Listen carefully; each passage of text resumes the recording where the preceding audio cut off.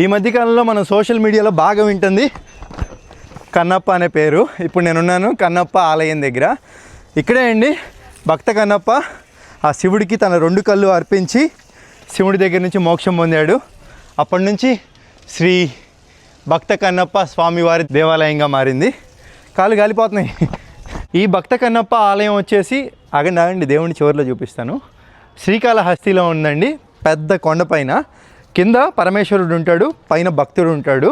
ఈ భక్తుడి దగ్గర పూజలు జరిగిన తర్వాతే పరమేశ్వరుడికి పూజలు జరుగుతాయి. కొండపైకి చెప్పులు లేకుండా మాత్రం రామాకండి. చెప్పులు లేకుండానే రావాలి, తప్పదు. సాయంకాలం వేళలో రండి. ఈ కన్నప్ప గుడి దగ్గర నుంచి అండి ఇట్లా చూసుకుంటే ఇది దుర్గమ్మ కొండ అంటారు. సేమ్ మన విజయవాడలో లాగే ఉంటుందంట గుడి. అలాగే ఇది సుబ్రహ్మణ్య స్వామి గుడి. ఈ దుర్గమ్మ తల్లి టెంపుల్లో బ్రహ్మోత్సవాలు బాగా జరుగుతాయి.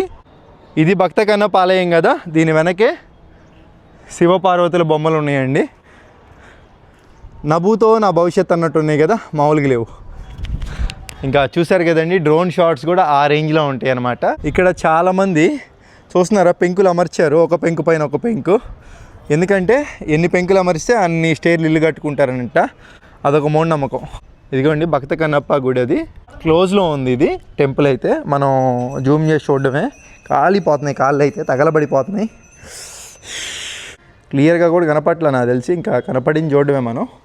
పైన కన్నప్ప గుడి చూసాం కదా, అక్కడ దేవుడి దర్శనం అయితే మనకు కలగలేదండి. ఎందుకంటే లాక్ వేసారన్నమాట, దేవుడికి క్లియర్ కనపడలేదు.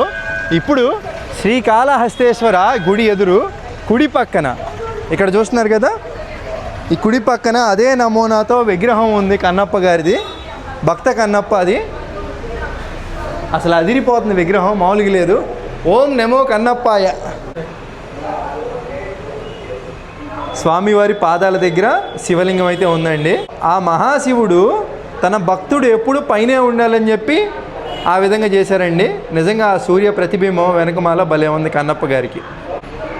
ఈ వీడియో మీకు నచ్చితే ఒక లైక్ చేయండి. అలాగే మీకు బాగా తెలిసిన వాళ్ళలో దైవభక్తి పరులు ఎవరైతే ఉన్నారో వాళ్ళ పేర్లు అయితే కింద కామెంట్ చేయండి.